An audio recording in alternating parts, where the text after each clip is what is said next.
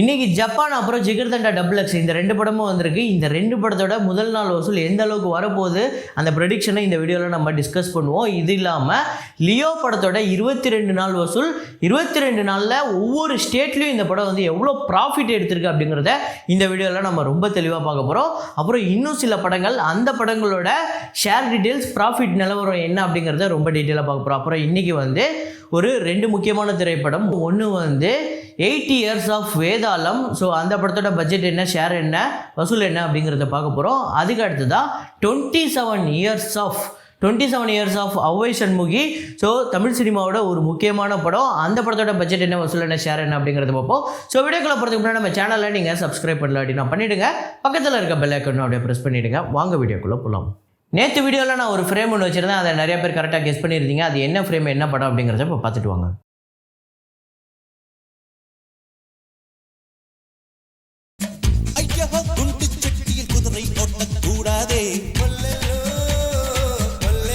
So ஆமாங்க, mister Romeo தான். Mister ரோமியோவில் வந்து ரோமியோ ஆட்டம் போட்டால் அப்படிங்கிற ஒரு பாட்டு, அந்த பாட்டில் வரக்கூடிய லிரிக்ஸ் அவ்வளோ சூப்பராக இருக்கும். பிரபுதேவா அவர்களோட டான்ஸு பின்னி பெடல் எடுத்திருப்பார். அந்த பாட்டில் தான் ஒரு ஃப்ரேமு, அந்த ஃப்ரேம் தான் நம்ம வச்சுருந்தோம். ஸோ இதை கரெக்டாக கண்டுபிடிச்ச முதல் 5 பேர் யார் அப்படின்னு பார்த்தீங்கன்னா, ஷாம் மணிகண்டன், தினேஷ் குமார், இளவரசன் சி, அப்புறம் முகமது நாசர், அப்புறம் லத்து ஆர்ட்ஸ் அப்படிங்கிற இந்த 5 பேர் தான் வந்து கமெண்ட் பண்ணியிருக்காங்க. முதல்ல கமெண்ட் பண்ணியிருக்காங்க. இன்றைக்கான ஃப்ரேமை பாருங்கள், கெஸ் பண்ணுங்கள்.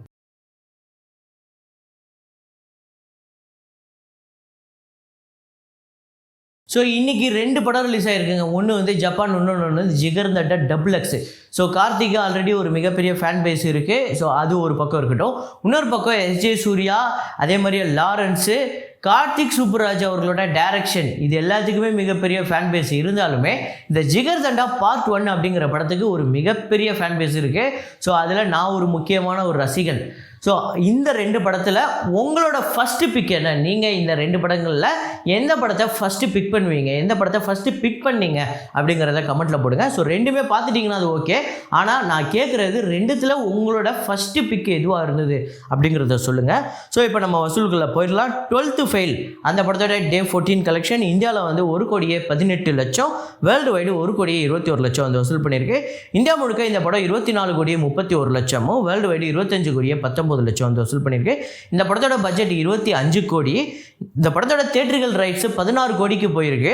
13,60,00,000 இது வரையும் ஷேர் வந்திருக்கு. ஸோ இன்னும் ஒரு 2.5 கோடி கிட்ட தான் வர வேண்டியது இருக்குது. படம் சூப்பராக போய்கிட்டு இருக்கு. கன்ஃபார்மாக இந்த படம் ஒரு பெரிய ப்ராஃபிட் எடுக்க போகுது.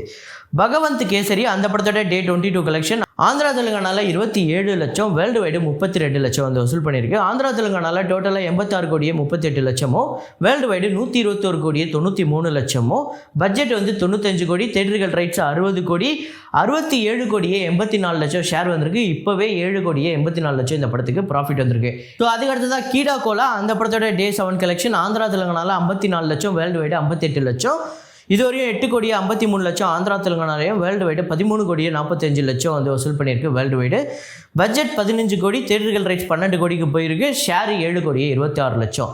ஸோ இன்னும் ஒரு 5 கோடிக்கிட்ட இவங்க ஷேர் எடுக்க வேண்டியது இருக்குது. அப்படின்னா இன்னும் ஒரு 10 கோடிக்கிட்ட இவங்க வசூல் எடுக்க வேண்டியது இருக்குது. மா ஊரி பாலிமரா 2 அந்த படத்தோட டே 7 கலெக்ஷன் ஆந்திரா தெலுங்கானாவில் 1 கோடியே 1 லட்சம், வேர்ல்டு வைடு இந்த படம் வந்து 1 கோடியே 18 லட்சம் வந்து வசூல் பண்ணியிருக்கு. ஆந்திரா தெலுங்கானாவில் 12 கோடியே 53 லட்சம் டோட்டலாக வசூல் பண்ணியிருக்கு. வேர்ல்டு வைடு 16 கோடியே 43 லட்சம் வந்து வசூல் பண்ணியிருக்கு. பட்ஜெட் 6 கோடி, தியேட்டர்கள் ரைட்ஸ் 5 கோடியே 50 லட்சத்துக்கு போயிருக்கு. ஷேர் 8 கோடியே 87 லட்சம். ஆல்ரெடி இந்த படம் 3 கோடியே 37 லட்சம் ப்ராஃபிட்டு, வெறும் 7 நாளில் ஒரு மிகப்பெரிய வசூல். அப்புறம் கருடன் அந்த படத்தோட டே 7 கலெக்ஷன் கேரளாவில் 43 லட்சம், வேர்ல்டு வைடு 58 லட்சம். கேரளாவில் இதுவரையும் 8 கோடியே 54 லட்சமும், வேர்ல்டு வைடு 13 கோடியே 54 லட்சம் வந்து வசூல் பண்ணியிருக்கு. பட்ஜெட் பார்த்திங்க அப்படின்னா 7 கோடி, தியேட்டர்கள் ரைட்ஸ் 5 கோடிக்கு போயிருக்கு. 7 கோடியே 31 லட்சம் ஷேர் வந்திருக்கு. 2 கோடியே 31 லட்சம் ப்ராஃபிட்டு. ஸோ இந்த படமே ஒரு வெற்றி படமாக அமையுது. அதுக்கடுத்து தான் லியோ படத்தோட 22வது நாள் வசூல் தமிழ்நாட்டில் 78 லட்சம், ஆந்திரா தெலுங்கானாவில் 15 லட்சம், கர்நாடகாவில் 13 லட்சம், கேரளாவில் 14 லட்சம், ரெஸ்ட் ஆஃப் இந்தியாவில் 19 லட்சம், ஓவர்சீஸில் 28 லட்சம், வேர்ல்டு வைடு 1 கோடியே 67 லட்சம் இந்த படம் வந்து வசூல் பண்ணியிருக்கு. டே 22 தமிழ்நாட்டில் இதுவரையும் 214 கோடியே 48 லட்சம், ஆந்திரா தெலுங்கானாவில் 51 கோடியே 16 லட்சம், கர்நாடகாவில் 43 கோடியே 67 லட்சம், கேரளாவில் 57 கோடியே 1 லட்சம், ரெஸ்ட் ஆஃப் இந்தியாவில் 30,85,00,000, ஓவர்சீஸில் 201,99,00,000. ஸோ இது வரையும் வேர்ல்டு வைடு 599,16,00,000 இந்த படம் வந்து வசூல் பண்ணியிருக்கு. ஆல்ரெடி எல்லா இடத்துலையுமே மிகப்பெரிய ப்ராஃபிட்டு.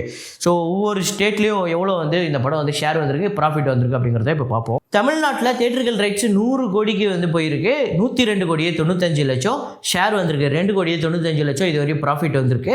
அப்புறம் ஆந்திரா தெலுங்கானாவில் 16 கோடிக்கு தேட்டர்கள் ரைட்ஸ் போயிருக்கு. 28,13,00,000 ஷேர் வந்திருக்கு. So 12,13,00,000 profit. அப்புறம் கர்நாடகாவில் பார்த்திங்க அப்படின்னா 15,50,00,000 தேட்டர்கள் ரைட்ஸு, 24,01,00,000 ஷேரு. ஸோ 8,51,00,000 இது வரையும் ப்ராஃபிட் வந்திருக்கு. கேரளாவில் 13,50,00,000 போயிருக்கு. 31,35,00,000 ஷேர் வந்திருக்கு. ஸோ 17,85,00,000 இது வரையும் ப்ராஃபிட் வந்திருக்கு. ரெஸ்ட் ஆஃப் இந்தியாவில் 10 கோடிக்கு போயிருக்கு. 16,96,00,000 இது வரையும் ஷேர் வந்திருக்கு. 6,96,00,000 ப்ராஃபிட்டு. ஸோ 60 கோடிக்கு ஓவர்சீஸ் ரைட்ஸ் போயிருக்கு. 94,93,00,000 ஷேர் வந்திருக்கு. 34,93,00,000 இந்த படத்துக்கு ப்ராஃபிட் வந்திருக்கு. ஸோ வேர்ல்டு வைடு பார்த்திங்க அப்படின்னா மொத்தமாக எல்லாத்தையும் சேர்த்து 215 கோடிக்கு தேட்டர்கள் ரைட்ஸ் போயிருக்கு. 329,53,00,000 ஷேர் வந்திருக்கு. 114,53,00,000 இந்த படத்துக்கு ப்ராஃபிட் வந்திருக்கு. ஒரு மிகப்பெரிய ப்ராஃபிட்டு. ஸோ இந்த படம் ஒரு பக்கம் நெகட்டிவ் ரிவ்யூவெல்லாம் தாண்டி மிகப்பெரிய வசூல் சாம்ராஜ்யம் பண்ணிகிட்டு இருக்கு அப்படிங்கிறது தான் உண்மை.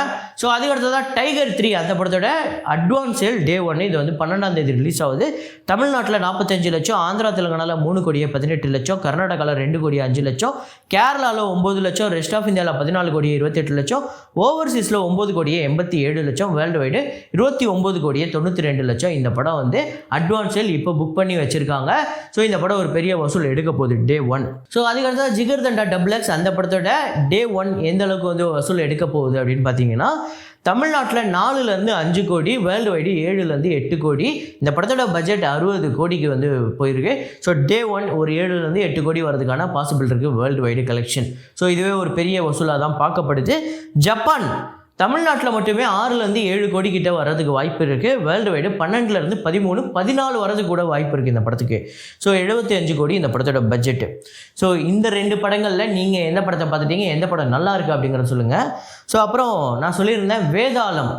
ஸோ 8 இயர்ஸ் ஆஃப் வேதாளம் 2015ஆம் ஆண்டு வந்திருந்தது. இந்த படத்தில் வந்து அந்த கேங்ஸ்டராக வந்து கலக்கியிருப்பார். அதே நேரத்தில் அந்த தங்கச்சி பாசத்தையும் ஒரு பக்கம் அப்படியே ஈக்குவலாக மெயின்டைன் பண்ணி போயிருப்பார். ஒரு பக்கம் காமெடியுமே ஓரளவுக்கு டீசெண்டாக இருக்கும் இந்த படத்தில். அந்த கப்பலில் வரக்கூடிய ஃபைட் சீனாக இருக்கட்டும், அதே நேரத்தில் வந்து அந்த வில்லனோட இடத்துல போய் அந்த ஒரு மாதிரி அழுதுகிட்டே அப்புறம் சிரிச்சுக்கிட்டே அந்த தெரிக்க விடலாமா அப்படிங்கிற சீன்லாம் மாசாவே இருக்கும். மேபி இன்றைக்கி ட்ரால் மெட்டீரியலாக மாறினாலுமே அந்த சமயத்தில் அது பயங்கரமான ஒரு மாசான ஒரு படமாக தான் அமைஞ்சுது. தமிழ்நாட்டில் இந்த படம் 73,40,00,000 வந்து வசூல் பண்ணியிருக்கு. கேரளாவில் 5,50,00,000, கர்நாடகாவில் 8,75,00,000, ரெஸ்ட் ஆஃப் இந்தியாவில் 1,25,00,000, ஓவர்சீஸில் 31,25,00,000, வேர்ல்டு வைடு 120,15,00,000 வந்து வசூல் பண்ணியிருக்கு. பட்ஜெட் 54 கோடி. ஷேர் பார்த்திங்க அப்படின்னா 65 கோடி. பிளாக் பஸ்டர் இந்த படம். ஸோ இந்த படம் உங்களுக்கு எத்தனை பேருக்கு பிடிக்கும் அப்படிங்கிறத கமெண்ட்டில் போடுங்க. ஸோ அவ்வை சண்முகி, ஸோ 27 வருஷம் ஆச்சு. இந்த படத்தில் கமல் சார் அந்த போட்ட விஷயம் இருக்குல்ல, அந்த பண்ண விஷயம், அதுக்கப்புறம் தமிழ் சினிமாவில் அதை வேறு யாருமே பண்ணல. இந்திய சினிமாலே அந்தளவுக்கு எஃபர்ட் போட்டு அந்த உடல் நளினம் முதற்கொண்டு எல்லாத்தையுமே வந்து பர்ஃபெக்டாக ஒரு ஃபீமேல் மாதிரியே அப்படியே இருக்கும். யாராவது ஒருத்தவங்க இந்த படத்தை பார்க்காத ஒருத்தரை கூப்பிட்டு போயிட்டு நீங்கள் இது வந்து ஒரு ஆண்பா அப்படின்னு சொன்னாங்கன்னா கண்டிப்பாக நம்ப மாட்டாங்க. அந்த அளவுக்கு ஒரு பெர்ஃபார்மன்ஸ் பண்ணியிருப்பார். உலகநாயகன் அப்படிங்கிறதுக்கு பேர் போனதுக்கு இதெல்லாம் சேர்த்து தான் ஒரு காரணம். ஸோ இந்த படம் வசூல் ரீதியாக ஒரு மிகப்பெரிய விஷயம் பண்ணிச்சு. இந்த படம் லேட்டராக சாச்சி 420 அப்படின்னு சொல்லிட்டு ஹிந்தியில் அந்த படத்தில் வந்து வேறு கேஸ்ட்டு கமல் சாரும் அப்புறம் தபுவும் சேர்ந்து நடிச்சிருப்பாங்க. அந்த படமுமே ஒரு பெரிய ஹிட்டு. அந்த படத்தை வந்து கமல் சார் தான் அங்கே போய் எடுத்திருந்தார். ஒரு மிகப்பெரிய ஹிட்டு. இந்த படத்தோட பட்ஜெட் 3,50,00,000, தமிழ்நாட்டில் 13,50,00,000, வேர்ல்டு வைடு 16 கோடி. இந்த படத்துக்கு ஷேர் 9,25,00,000 அப்ராக்சிமேட்டாக. ஒரு பிக்கஸ்ட் பிளாக் பஸ்டர். இன்ன வரையும் நம்ம இந்த படத்தை பற்றி பேசிகிட்டு இருக்கலாம். இந்த படத்தில் வரக்கூடிய காமெடி சீனாக இருக்கட்டும் எல்லாமே அவ்வளோ சூப்பராக இருக்கும். இந்த படத்தில் கமல் சாரோட பொண்ணாக ஒரு குழந்தை ஒருத்தவங்க நடிச்சிருப்பாங்க. அவங்களோட பர்ஃபார்மன்ஸ்லேருந்து மீனா பர்ஃபார்மன்ஸ்லேருந்து எல்லாமே அவ்வளோ சூப்பராக இருக்கும். ஜெமினி கணேசன் இந்த படத்தில் ஒரு சூப்பரான ஒரு ரோல் ரோல் பண்ணியிருப்பாரு. அவரை கடைசி வரையும் ஏமாத்துறது தான் அந்த படம்னே வைங்களேன். ஸோ கடைசி வரையும் இந்த படம் வந்து அவ்வளோ எங்கேஜிங்காக போகும். கண்டிப்பாக இந்த படம் நீங்கள் பார்க்கல அப்படின்னா பார்த்துருங்க. அப்புறம் இந்த படத்தை நீங்கள் எத்தனை முறை பார்த்துருக்கீங்க அப்படிங்கிறத கமெண்ட்டில் போடுங்க. ஸோ இதே மாதிரி ஒரு வீடியோவில் இதே மாதிரி ஒரு கலெக்ஷன் ரிப்போர்ட்டில் மீண்டும் நான் உங்களை சந்திக்கிறேன். Signing off Rahman.